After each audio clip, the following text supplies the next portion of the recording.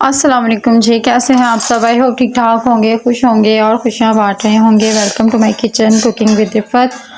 और जी आज मैं आपको दिखा रही हूँ कि आज हम जा रहे हैं अपने बेटे को चेकअप करवाने। जो मेरा सीपी चाइल्ड है, जो मेरे पुराने सब्सक्राइबर हैं वो जानते हैं कि मेरा बेटा है जो ठीक नहीं है। तो मैं उसे तकरीबन मंथ में उन्होंने डॉक्टर्स ने ये कहा हुआ है कि एक बार आप इसको ज़रूर चेक करवाया करें। तो हम उसे न्यू हॉस्पिटल में चेक करवाते हैं। और लेकिन अब ना इसको चेक करवाए हुए काफ़ी ही देर हो गई थी, तकरीबन 1 साल हो गया था। कुछ डॉक्टर्स की हड़ताल वगैरह थी उसकी वजह से, और कुछ हमारे फिर गेस्ट वगैरह आते रहे, तो फिर ना ईद आ गई और मेरे हस्बैंड फिर बिज़ी थे। इस वजह से मतलब काफ़ी देर हो गई थी कि हमने इसका चेकअप नहीं करवाया था। एक बार हम गए भी थे चेकअप करवाने, तो तब ना डॉक्टर्स की हड़ताल थी। इस वजह से हमने फिर वापस आ गए हम लोग जाके। तो लेकिन फिर हम अब प्लान किया हमने कि हमें जाना चाहिए लाज़मी, क्योंकि उसके हाथों पे ना बाजुओं पे दाने से निकल रहे थे ना, तो फिर हमने उसको चेक करवाने लाज़मी जाना था। और दवाइयाँ तो उसकी रेगुलरली चलती ही रहती हैं, क्योंकि उसे डॉक्टर्स ने दवाइयाँ लिख के दी हुई हैं। उसका जो जिस्म अकड़ जाता है उसके लिए, उसे फिट्स लगते हैं उसके लिए दवाइयाँ दी हुई हैं। थोड़ी ताकत वगैरह के सिरप हैं, नींद की गोली भी वो खाता है, क्योंकि उसे नींद नहीं आती, तो फिर डॉक्टर्स ने उसे नींद की गोलियां लगा दी थी। पहले तो मैं सारी सारी रात इसको लेके बैठी रहती थी। और ये देखिए मेरे हस्बैंड लेके जा रहे हैं इसको। हम लोग जा रहे थे जहाँ पर हमने फॉलो अप करवाना था इसका, उस वाले रूम में जा रहे थे। तो हम लोग काफ़ी देर बाद आए थे ना, तो हम लोग फिर जहाँ पहले जाया करते थे वहाँ जब गए तो उन्होंने बताया कि फॉलो अप जो क्लिनिक है ना वो यहाँ से ट्रांसफ़र होके बेसमेंट में चला गया, तो आप लोग वहाँ चले जाएं।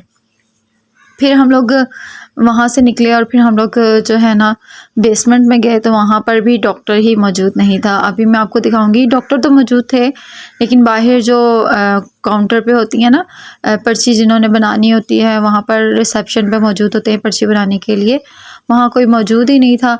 तो फिर ये देखिए जी, कोई भी नहीं था। यहाँ पर एक लेडी बैठी होती हैं, वो थी ही नहीं, वो शायद बाहर किसी काम से गई थी। फिर हम लोगों ने थोड़ी देर बैठ के उनका वेट किया कि जब वो आएंगी तो फिर हम लोग पर्ची बनवाएंगे और जाएंगे। ये देखिए जी, मैं अपने बेटे को पकड़ के बैठी हुई हूँ।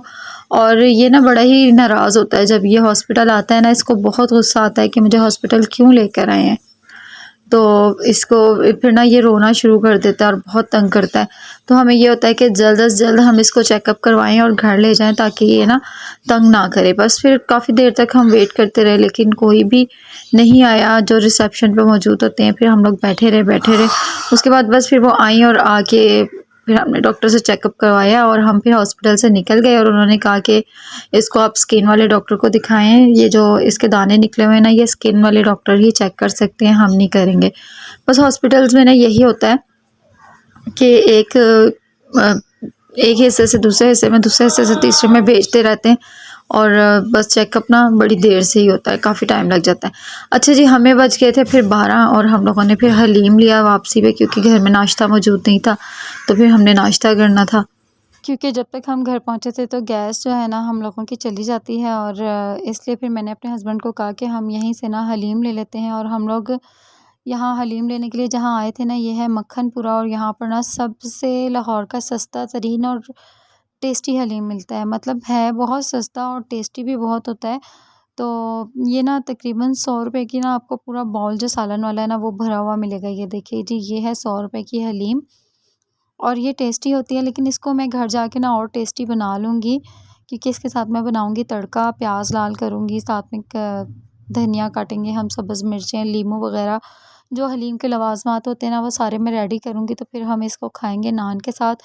और अगर आप किसी और हलीम की दुकान से हलीम लेने जाएँ ना, तो आपको 1 प्लेट 100 रुपए की मिलेगी, बल्कि हाफ़ प्लेट अक्सर ही जगह पे ना हाफ़ प्लेट 100 रुपए की है। अच्छा, इस टाइम पे मेरे बेटे को भी भूख लगी हुई थी, उसने भी नाश्ता नहीं किया था, तो वो भी चीख रहा था, शोर मचा रहा था कि मम्मा आप ना जल्दी से मुझे नाश्ता कराओ। मतलब उसका ये एक तरीका है बोलने का, बोलता तो ख़ैर वो नहीं है, लेकिन मुझे पता चल जाता है कि उसे भूख लगी है। अच्छा जी, तो बस फिर हम घर पहुँचे, मैंने ये तड़का रेडी किया हलीम को, बिल्कुल ये देखिए इसके सारे लवाज़मात मैंने तैयार कर लिए थे। घर आके फिर मैं हम लोगों ने नाश्ता किया, चाय बनाई, मेरी मदर इन लॉ ने भी नाश्ता किया, मेरे फादर इन लॉ ने भी नाश्ता किया हुआ था लेकिन उन्होंने दोबारा से किया। तो बस जी, नाश्ता करने के बाद ना मैंने क्या किया था कि खाना तैयार किया। मैं बहुत ज़्यादा थक गई थी, तो फिर मैंने जो है वीडियो कोई शूट नहीं की, क्योंकि वीडियो शूट करने के लिए ना थोड़ी-सी ज़्यादा मेहनत करनी पड़ती है। तो मैंने बस बनाए हुए थे आलू और बैंगन बनाए थे, और सॉरी, अरबी बैंगन बनाए थे मैंने। और मैंने इसकी वीडियो शूट नहीं की, क्योंकि मैं बहुत थक गई थी। हॉस्पिटल में बैठ-बैठ के वेट कर के ना अपनी बारी का बहुत ज़्यादा इंसान थक जाता है, और बस फिर घर के आके काम तो करने ही पड़ते हैं ना। तो मैंने आके घर के सारे काम वगैरह समेटे, और फिर मैंने सफाइयाँ वगैरह की सारी, ऊपर वाले पोर्शन की, नीचे वाले पोर्शन की। उसके बाद मैंने खाना बनाया, और मैं फिर बहुत ज़्यादा थकी हुई थी, तो फिर मैंने वीडियो शूट ही नहीं की। और जी, अपना ख़्याल रखिएगा। फिर मिलूँगी यम्मी सी रेसिपी के साथ। तो जी, तब तक के लिए अल्लाह हाफ़िज़। एंड पे आपके लिए दुआ, अल्लाह ताला आपकी तमाम नेक ख़्वाहिशात को कबूल फ़रमाए, आमीन सुम्मा आमीन।